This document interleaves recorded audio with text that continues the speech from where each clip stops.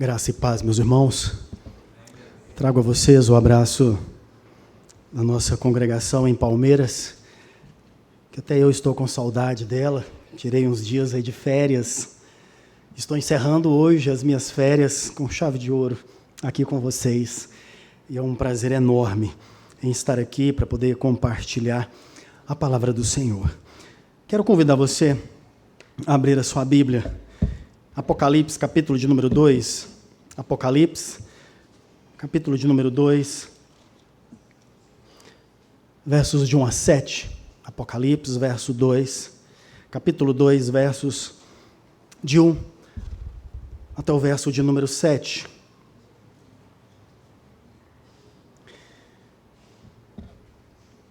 Diz assim a palavra do Senhor dado ao seu apóstolo João: ao anjo da igreja em Éfeso, escreva: estas coisas diz aquele que conserva na mão direita as 7 estrelas e que anda no meio dos 7 candelabros de ouro. Conheço as obras que você realiza, tanto o seu esforço como a sua perseverança. Sei que você não pôde suportar os maus e que pôs à prova os que se declaram apóstolos e não são, e descobriu que são mentirosos. Você tem perseverança e suportou provas por causa do meu nome, sem esmorecer. Tenho, porém, contra você o seguinte: você abandonou o seu primeiro amor. Lembre-se, pois, de onde você caiu, arrependa-se e volte a práticas das primeiras obras. Se você não se arrepender, virei até você e tirarei o seu candelabro do lugar dele. Mas você tem a seu favor o fato de que odeia as obras dos nicolaítas, as quais eu também odeio. Quem tem ouvidos ouça o que o Espírito diz às igrejas. Ao vencedor darei direito de se alimentar da árvore da vida, que se encontra no paraíso de Deus. Meus irmãos, quem aqui não conhece ou já ouviu a palavra vilão? Quando eu falo assim, você já tem uma noção do que essa palavra significa hoje, né? Mas na Idade Média, essa palavra significava apenas alguém que morava numa vila, um camponês. Mas hoje tem outro significado. Se eu falo para vocês hoje nuvem, principalmente os mais jovens aí vão pensar que tipo de nuvem, né? É a nuvem de guardar os arquivos ou é a nuvem que está se formando para a chuva? E todos aqui conhecem, por um exemplo, a palavra travesseiro. Até alguns estão precisando de um agora, né? Descansar um pouquinho. Mas travesseiro significava, no seu início, apenas um apoio de braço. E que hoje significa um apoio de cabeça, né? Mudou totalmente o significado. E assim tantas outras palavras que, com o decorrer do tempo, perderam o significado ou mudaram de significado.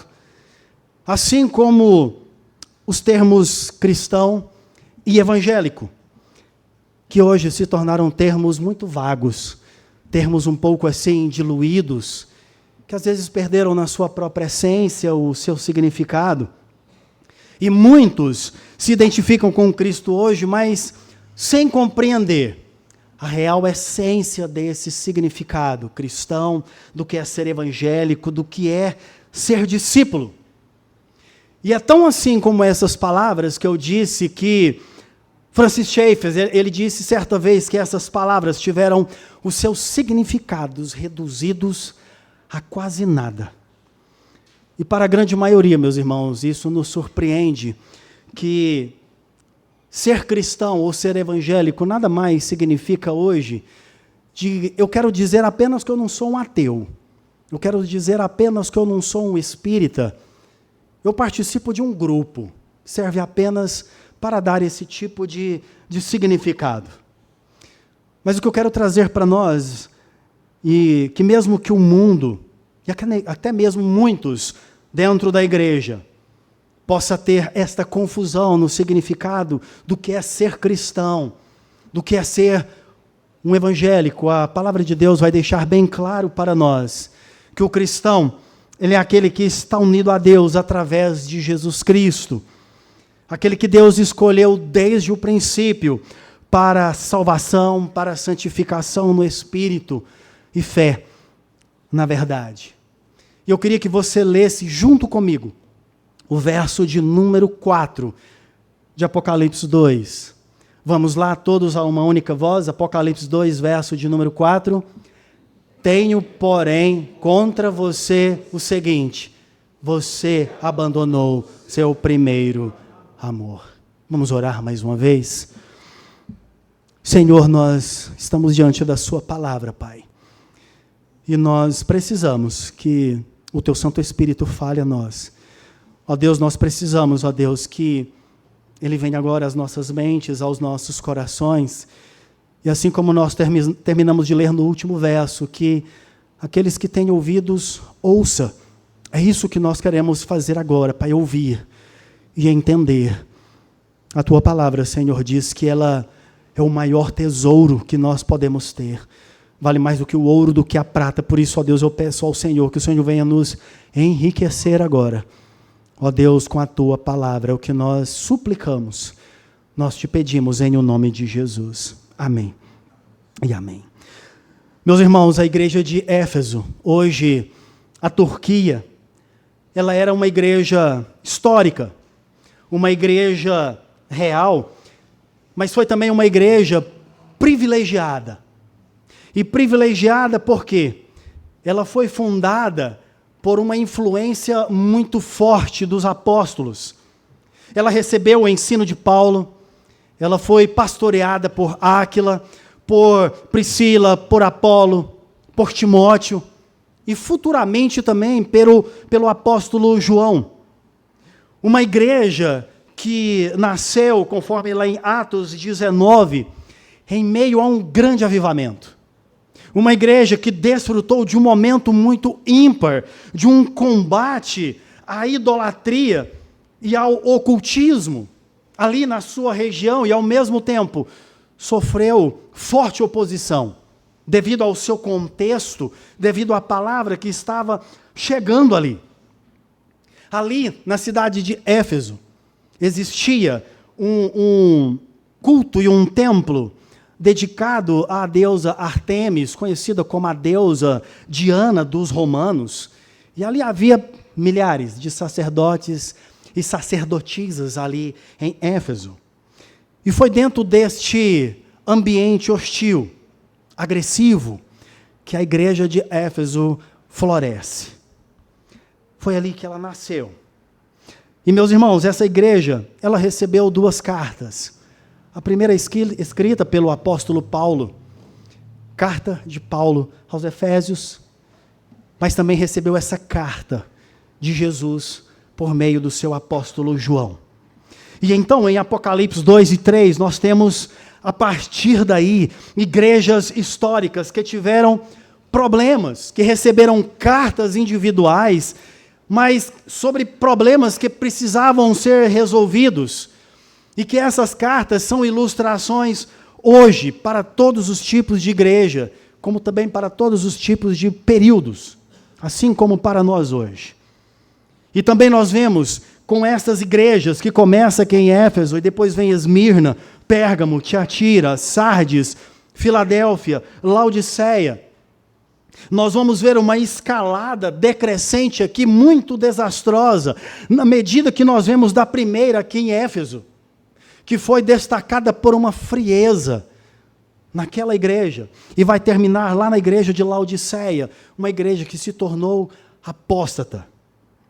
Meus irmãos, o que aprendemos aqui continua sendo relevante para esta época e para nós hoje também. E serve como um alerta para nós examinarmos a nós mesmos e percebermos se algum desses problemas, especificamente como nós estamos vendo hoje, da igreja de Éfeso, pode não estar acontecendo com a igreja, conosco. Porque o que eu quero deixar já bem claro aqui, meus irmãos, que a igreja não é a instituição. Nós fazemos parte de uma delas, a Igreja Presbiteriana do Brasil. Mas a igreja sou eu, e a igreja é você. E é exatamente como nós cantamos, voltar ao primeiro amor. É sobre isso que eu quero falar hoje. Quando o amor se esfria. E não é a igreja. Sou eu e você. Muitas vezes pode ser individualmente. E isso reflete na igreja de Cristo. Então, Como é que uma igreja tão sólida, que foi grandemente fundamentada como essa igreja de Éfeso, fiel, bíblica, ativa, ela pode receber uma reprovação tão severa, tão séria assim do nosso Senhor? E eu quero observar alguns pontos esta noite, para que nós possamos entender. Veja então comigo, meus irmãos, o que vai nos dizer o verso de número 1. A primeira coisa que eu quero observar, o primeiro ponto, é quem é que está escrevendo essa carta. Se é uma carta, existe um correspondente. Jovens, até o e-mail hoje já defasou, né? Ninguém já passa mais e-mail, mas tem lá de para onde, né? Para quem você está endereçando, alguém tem que escrever esta carta. E o primeiro verso diz: estas coisas diz aquele que conserva na mão direita as 7 estrelas e que anda no meio dos 7 candelabros de ouro. Estas coisas diz aquele que conserva. Meus irmãos, aqui o anjo da igreja de Éfeso escreve. A mensagem aqui não é clara, mas ela está expondo de uma maneira que ela está mostrando que é o próprio Senhor Jesus Cristo. Por que nós podemos dizer isso com toda certeza e segurança? Se nós dermos uma olhada no capítulo 1, verso de número 1, João diz assim: revelação de Jesus Cristo, o qual Deus lhe deu para mostrar aos seus servos. E depois o verso 17 e 18 do mesmo capítulo 1, ele vai dizer assim, verso 16 primeiro: na mão direita ele tinha 7 estrelas, e da sua boca saía uma afiada espada de 2 gumes. O seu rosto brilhava como o sol na sua força. Ao vê-lo cair aos seus pés como morto, porém ele pôs sobre mim a mão direita, dizendo: não tenha medo, eu sou o primeiro e o último, aquele que vive. Nós vemos aqui uma clara descrição do nosso Senhor Jesus Cristo. E então nós estamos percebendo que esta mensagem está revelando o cuidado pastoral de Cristo com o seu povo. O cuidado pastoral de Cristo com a sua igreja. Ele está escrevendo de uma maneira muito direta e específica para esta igreja.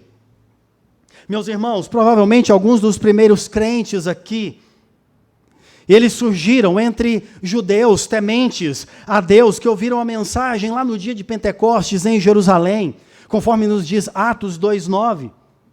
Mais tarde, Paulo e os seus colaboradores chegaram, e então começam a ensinar com mais profundidade. E então Paulo, se reunindo numa escola de um homem chamado Tirano, ele começa então a trazer ensinos para aquela igreja. E então discípulos são enviados por meio desta igreja em Éfeso a outras diversas cidades e começam a espalhar o evangelho. Percebem a importância desta igreja? Mas há uma observação: aquele que segura as 7 estrelas em sua mão direita. A primeira identificação que nós vimos nos versos anteriores que eu li sobre Jesus Cristo. Meus irmãos, isso aqui é muito significativo para nós. Jesus é Ele quem segura todos, e como nós veremos, quer dizer, não veremos, mas passaremos de maneira rápida por todas as igrejas. Jesus, quando Ele escreve esta carta por meio de João, Ele está mostrando que Ele sustenta cada uma delas pelo poder da sua própria mão. Ele não somente envia, como Ele também guarda, como Ele também sustenta. E quando nós observamos aqui que ele diz, ele segura, está aqui não apenas nesse significado de que o Senhor está sustentando, mas, meus irmãos, é o máximo poder e autoridade de sustentar e de salvaguardar esta igreja e todas as demais. Na verdade, todo o seu povo está em sua mão, a fim de que nenhum dano ocorra à sua igreja, qualquer deles, ou fora da sua vontade. Tudo está sob o domínio do Senhor. Então nós vimos quem escreveu, mas nós temos também para quem ele está escrevendo. Para uma igreja, veja o verso 1, parte A, ao anjo da igreja em Éfeso. Meus irmãos, como eu disse, talvez nenhuma igreja na história teve uma herança tão rica como esta congregação em Éfeso. O evangelho que foi introduzida àquela cidade por parceiros próximos de Paulo, Áquila, Priscila, Apolo, que depois vem e lança as bases para o ministério de Paulo. Eventos muito dramáticos aconteceram ali e marcaram e acompanharam o crescimento daquela igreja. De acordo com o livro de Atos, esta igreja ela serviu como base para a expansão do evangelho em toda aquela região. Deus confirmava a pregação por meio de milagres extraordinários, que diz que Deus, por meio do seu apóstolo Paulo, as pessoas pegavam as vestimentas de Paulo, passavam nos enfermos e eles eram curados, eram libertos.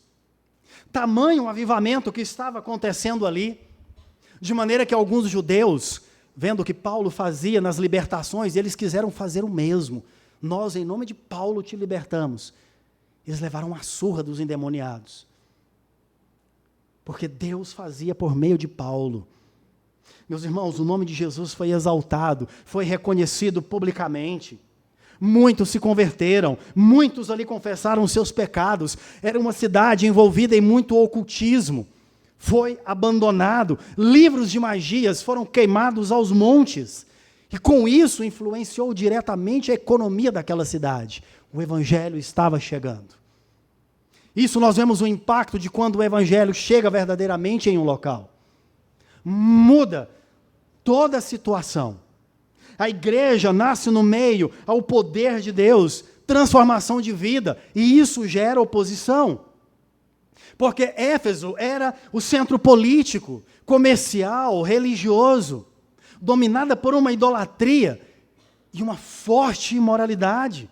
Ela tinha orgulho de ser conhecida como a igreja adoradora da deusa Diana. Meus irmãos, de uma tal maneira que esse templo a essa deusa, aos seus arredores, era refúgio e santuário de criminosos.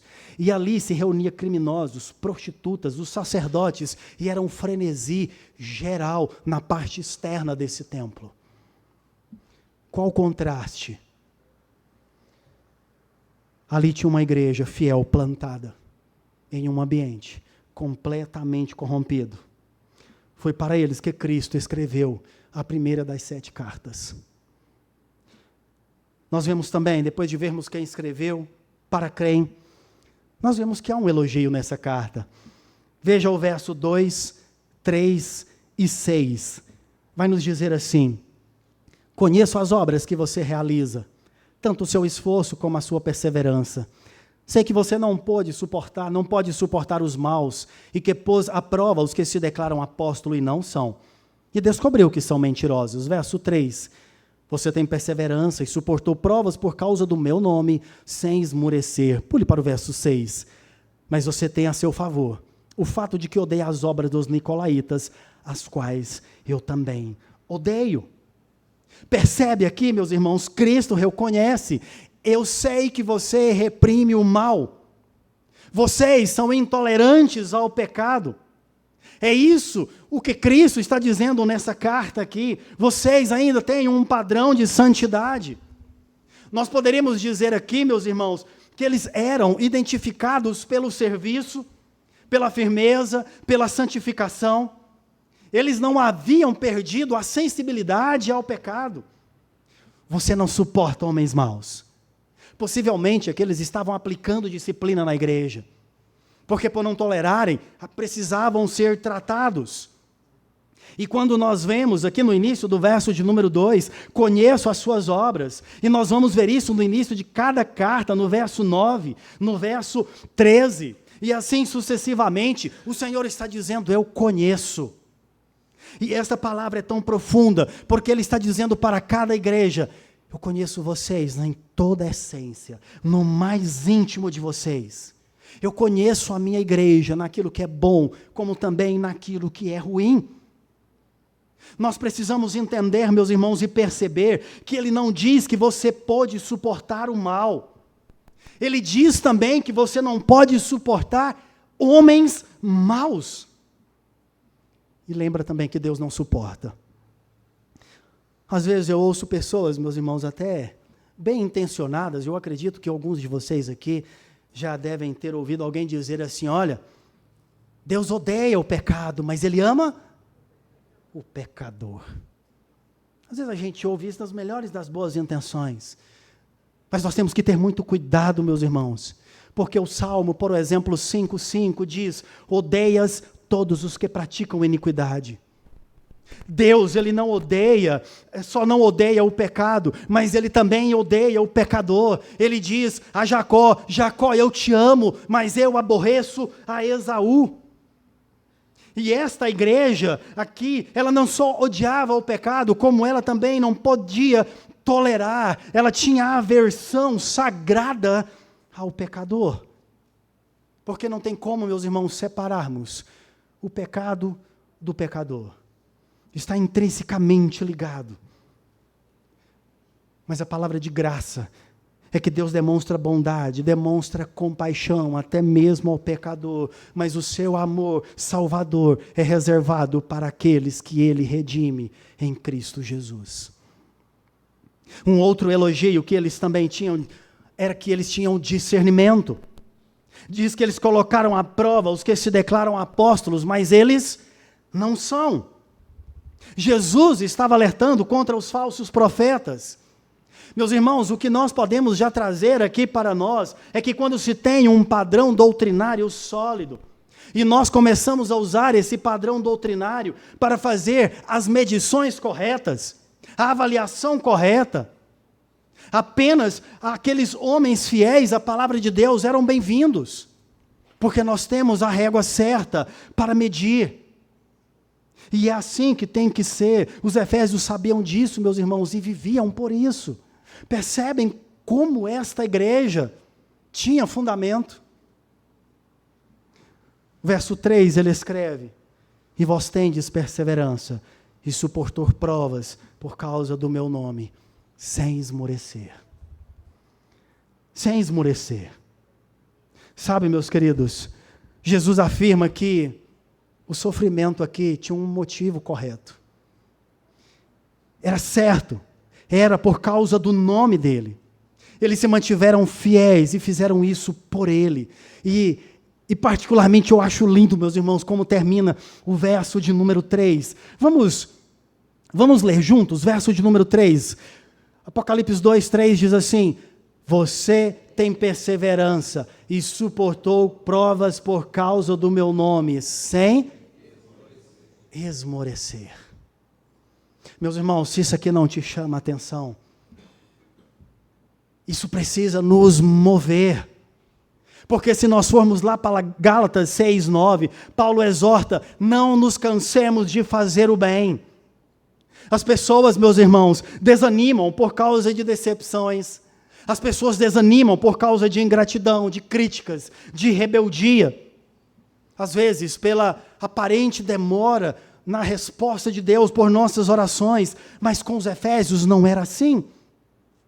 Eles eram fiéis à palavra, fiéis à obra, eram fiéis ao Senhor Jesus, fiéis aos critérios pelos quais julgavam as pessoas. E tudo isso através do discernimento dado pelo Espírito Santo. E também por causa do sofrimento pelo qual eles aprenderam a amar o Senhor, o motivo correto. Mas com tudo isso, eles nunca se cansaram de fazer o bem, para a glória do teu nome, Senhor. No verso 6, meus queridos, Cristo elogia a igreja. Tens, porém, isto: vocês também odeiam as obras dos nicolaítas, as quais eu também odeio. E mesmo após, meus irmãos, algumas repreensões nos versos anteriores, 4 e 5, Jesus reconhece: olha, vocês ainda têm virtudes, vocês têm qualidades fortes, a igreja não estava totalmente corrompida. Os nicolaítas, embora não identificados aqui no texto com uma precisão maior, eles estão aqui associados ao ensino de Balaão. Dá uma olhada aí em Apocalipse 2, 14 e 15, ele nos diz assim, através da igreja de Pérgamo: tenho, porém, contra você algumas coisas. Estão aí em seu meio os que sustentam a doutrina de Balaão, a qual ensinava Balaque a armar ciladas diante dos filhos de Israel, para que comessem coisas sacrificadas aos ídolos e praticassem a prostituição. Além disso, estão também aí em seu meio os que seguem as doutrinas dos nicolaítas. Sabe, meus irmãos, Balaão, mesmo sendo profeta, levou o povo ao pecado, à idolatria, levou o povo à imoralidade, conforme se descreve lá em Números capítulo 22, até o capítulo de número 25. Da mesma forma também, os nicolaítas promoviam ensinos falsos que incentivavam a uma vida comprometida com o pecado, uma vida que distorcia a graça como justificativa para uma vida com libertinagem.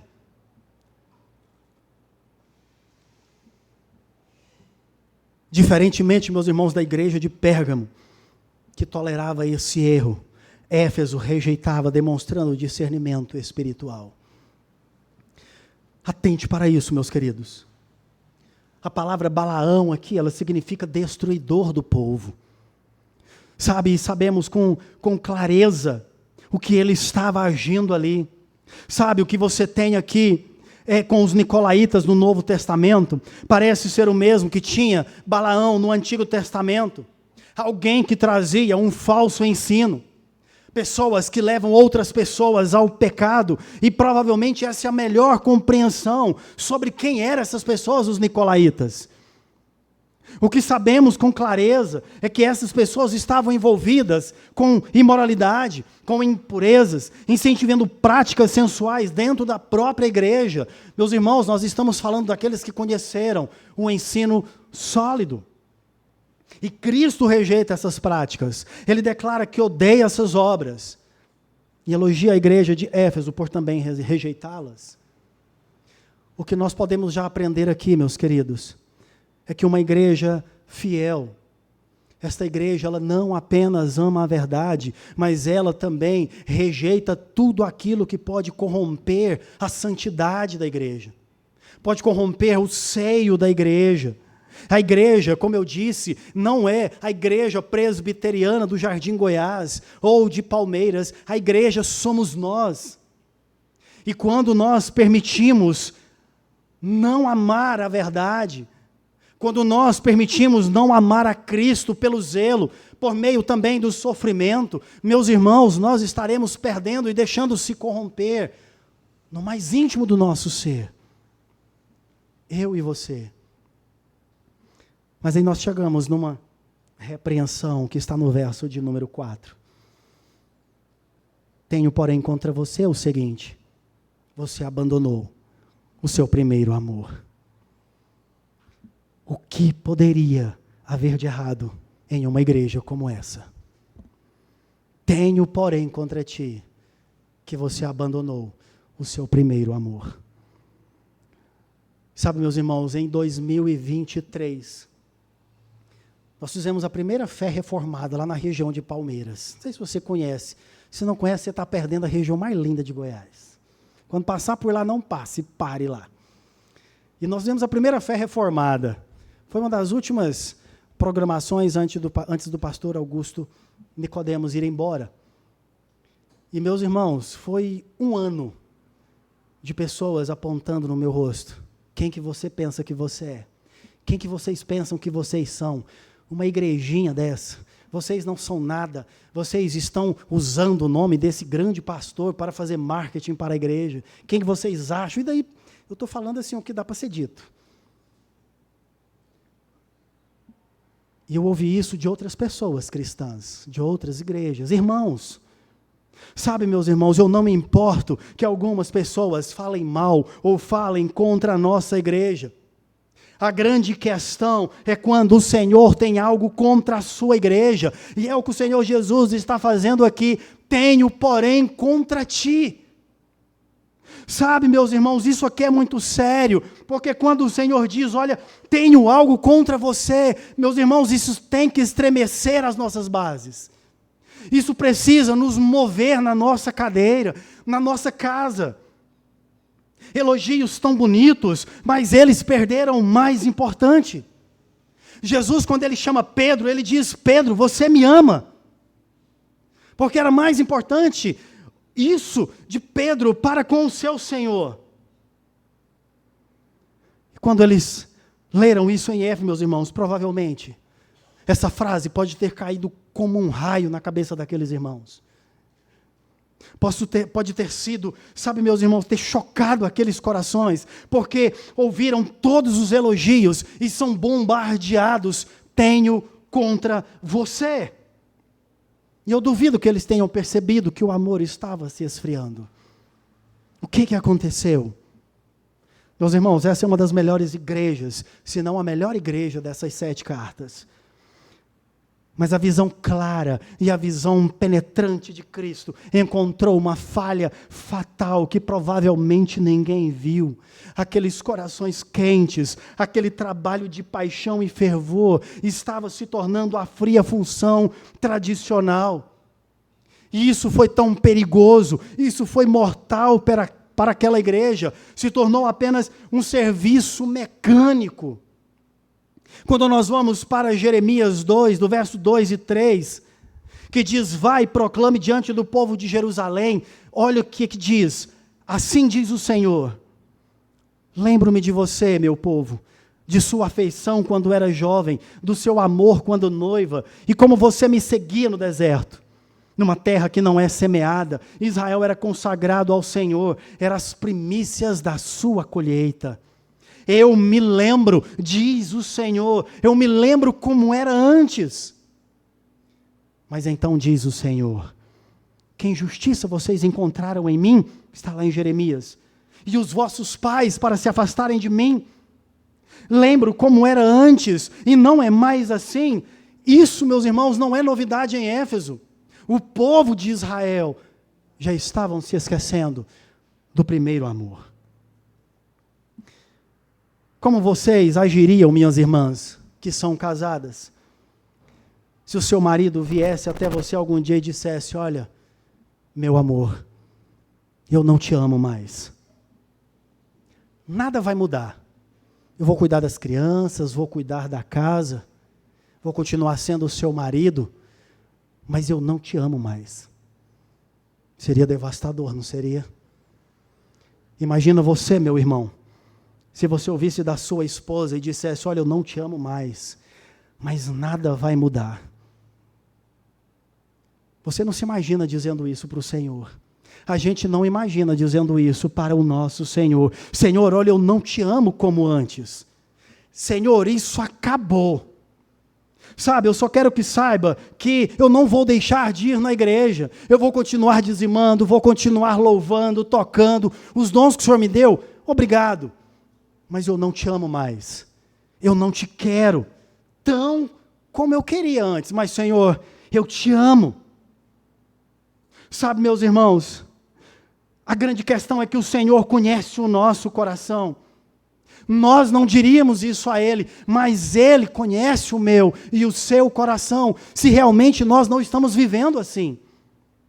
E é por isso que Ele diz, primeiro, lembrem-se de onde caíram.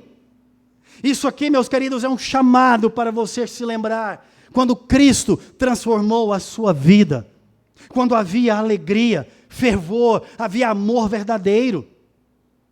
Lembre-se que isso aqui é um imperativo, é uma ordem. Lembre-se. É um chamado para você se lembrar e agir como aquilo que você está trazendo. Lembrança do passado. Quero voltar ao início de tudo. Será que nós podemos cantar isso verdadeiramente? E se você voltar ao início de tudo, você quer voltar como era no início de tudo? Eu desejo que o meu coração, meus irmãos, é que você volte ainda melhor. Sabe, porque nós precisamos voltar, e como todos os termos relacionados a conhecimento, a lembrar, não é apenas trazer à mente, é agirmos, é atualizar o que aconteceu lá no passado e tornar no presente agora, não como uma vida pecaminosa do passado, mas do que Cristo fez em nós no passado. E o que nós devemos lembrar, às vezes nós temos que parar algumas vezes para lembrar do nosso próprio batismo, da nossa profissão de fé. Essas coisas são importantes, porque aqui dentro mesmo nós fazemos tantos juramentos, não é verdade? De fervor, de temor. Nós precisamos lembrar, meus irmãos, dessas coisas, recordar repetidamente, Porque nós somos tirados das trevas para a luz. E muitas vezes, meus queridos, a declinação ou o esfriamento espiritual vem por causa do nosso esquecimento daquilo do que Deus fez por nós. Essa aqui era uma nova geração em Éfeso, possivelmente a primeira já tinha passado. Eles mantinham uma tradição muito forte, mas o primeiro amor já tinha passado. Sabe, meus queridos, o que mais traz alegria em uma maternidade? Você sabe? O que mais traz alegria numa maternidade? Não é o nascimento de uma criança? Não é ver a vida chegando a cada momento? É a vida de uma maternidade. Sabe, meus queridos, e a igreja, ela precisa ser assim. Se ela quer permanecer viva em seu amor por Cristo, ela precisa ser uma maternidade onde há um clamor constante de recém-nascidos por Cristo. Sabe por quê? Porque esses recém-nascidos nos colocam sempre novamente diante do primeiro amor.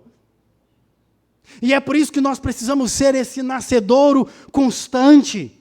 Isso é crucial. Você sempre tem que ter pessoas chegando, uma primeira geração sempre nascendo. Nós vemos aqui as nossas crianças.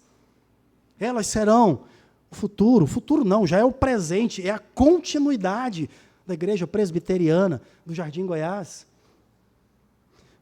Mas o Senhor também disse: arrependa-te, porque você perdeu o primeiro amor. Meus irmãos, perder o primeiro amor é pecado. A diminuição da intensidade do seu amor por Cristo é pecado. A falta de amar Ele com todo o seu coração, alma, força e conhecimento é pecado. Sabe, meus queridos, arrependa-se. Ajoelhe-se diante de Deus e peça que Ele te perdoe por esse amor que diminui. E é por isso que Ele diz: lembra-te, arrependa-te e volte às práticas do primeiro amor. Se você antes ensinava e não ensina mais, se você antes orava com as pessoas e não ora mais, se a sua constância, a igreja te afastou, e hoje é apenas um rito dominical ir para a igreja, meus irmãos, isso é um sinal de perda do primeiro amor. Isto é pecado. O chamado de Cristo é claro. Lembre-se de como era no início. Arrependa-se e volte às primeiras práticas. Isso é sério. Isso é sério. Hoje a cidade de Éfeso não existe, não tem igreja. Restam apenas algumas ruínas arqueológicas na Turquia. A igreja de Éfeso é um lembrete sombrio de uma igreja que perde o seu primeiro amor. E, meus queridos, quando o amor se apaga, a própria igreja corre o risco de desaparecer. Mas a carta vai terminar com um conselho. Veja o verso de número 7. Quem tem ouvidos, ouça o que o Espírito diz às igrejas. Ao vencedor darei o direito de alimentar da árvore da vida, que se encontra no paraíso de Deus. Quem comia no paraíso com Deus? Não era Adão e Eva? O que descerá no centro da cidade, aqui como Apocalipse diz, quando a Nova Jerusalém descer? O que estará lá no centro da cidade? O jardim, a árvore da vida. O Senhor quer se relacionar no jardim conosco novamente, meus queridos. O Senhor quer nos trazer, mas Ele diz que aquele que tem ouvidos ouça, e aquele que vencer irá comer com o Senhor no paraíso. Esse conselho de Cristo, meus irmãos, tem aqui um convite e uma promessa. O convite é: ouça o que o Espírito diz. Atente-se para isso. O Senhor está examinando a igreja. O Senhor está passando em fileira a igreja, revelando o seu problema. Mas o Senhor é tão misericordioso que Ele mostra como resolver também. É necessário ouvir e responder. Esse é o convite, mas a promessa é: ao vencedor darei o direito de comer da árvore da vida. Essa é uma promessa para aqueles que vencem. Sabe, meus queridos, aos verdadeiros crentes, não aqueles que lá atrás apenas carregam um nome para designar que fazem parte de um grupo, mas aqueles verdadeiros cristãos que sabem que foram resgatados do Senhor, foram tirados das trevas para a luz. Esse é o vencedor, do qual comerá com o Senhor. E se você está aqui essa noite, ainda não fez parte ainda, se você ainda não é um vencedor, essa pode ser a sua noite. Pode ser a noite que o Senhor está falando com você. Eu quero mostrar para você o que é esse primeiro amor. Meus irmãos, a mensagem é clara. Todo verdadeiro cristão, ele é chamado a ouvir, perseverar e receber a promessa da vida eterna de Deus, que é o quê? O paraíso. Eu prometo o paraíso, diz o Senhor Jesus. Eu quero concluir dizendo que a vitória final, meus irmãos, está com Deus e apenas com Ele. E o Cordeiro, o Rei dos Reis, o Senhor dos Senhores, que venceu no final. Todavia, essa vitória final, ela é ancorada no passado. Como o próprio Jesus diz lá em João 16:33, eu venci o mundo. Eu venci, meus irmãos, mas isso traz um reflexo até hoje para nós, e continuo vencendo. Foi um vencer por tudo, por toda a eternidade. O que eu comprei agora é para todo sempre. E ao vencedor, diz ele no final de Apocalipse 3:21, lhe considerei que se assente comigo no meu trono, assim como eu venci e me assentei com meu Pai no seu trono. Você quer se assentar, meus irmãos, e estar com Cristo? Este é o primeiro amor que nós temos que viver constantemente. Como fica claro em 5 e 6, a verdadeira vitória, meus queridos, foi conquistada na cruz. Esta foi a batalha final. E o Apocalipse vai descrever isso maravilhosamente. E quando chegar verdadeiramente o fim, será apenas decretado ali o ato de rebeldia final do nosso inimigo, o inimigo das nossas almas, mas que jamais vencerá o que o Senhor Jesus fez por mim e fez por você. A igreja de Éfeso, meus queridos, nos ensina que não basta ter apenas doutrina, trabalhar intensamente e resistir ao erro.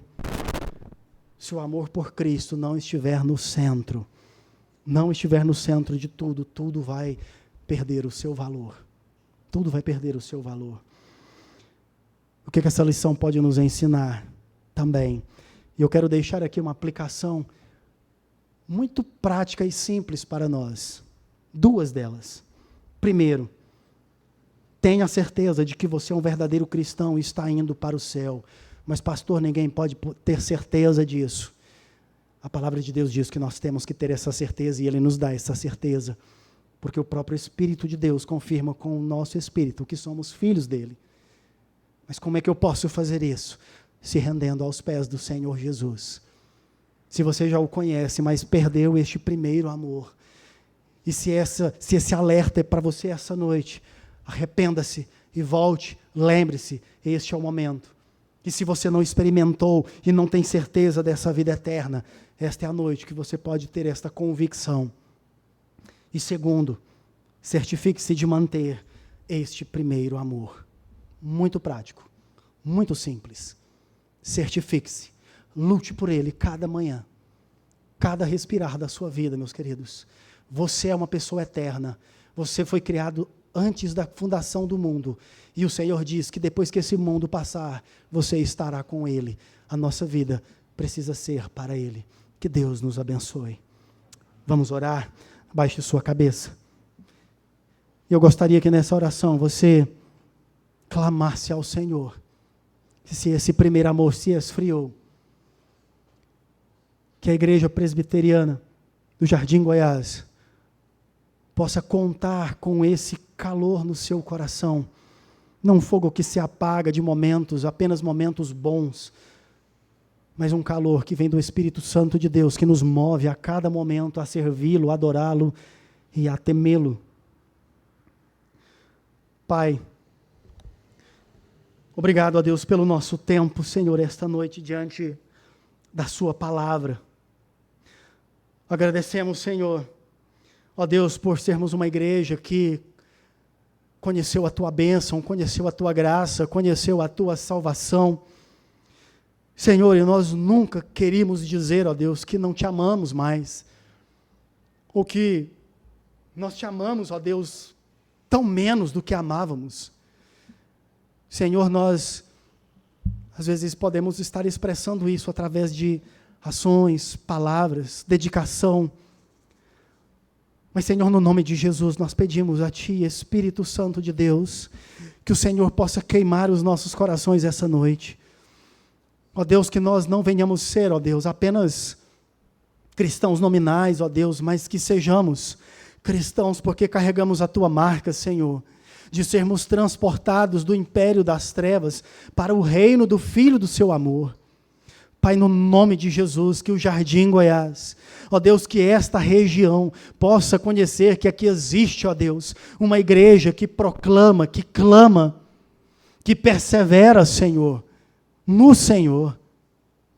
Pai, no nome de Jesus, eu peço a Ti, ó Deus, que o Senhor nos levante cada vez mais, que vidas, ó Deus, se prostrem diante do Senhor aqui, independente, ó Deus, da sua condição social. Nós queremos ver os ricos, os pobres, os enfermos, aqueles que precisam ser libertos, ó Deus, se rendendo ao Senhor e experimentando este amor.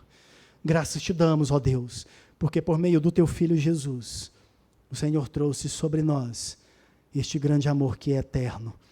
Obrigado, ó Deus, porque dele, do Senhor, esse grande amor por nós não se esfria. E assim pedimos, ó Deus, que o Senhor mantenha em nós, em o nome do Senhor Jesus. Amém e amém.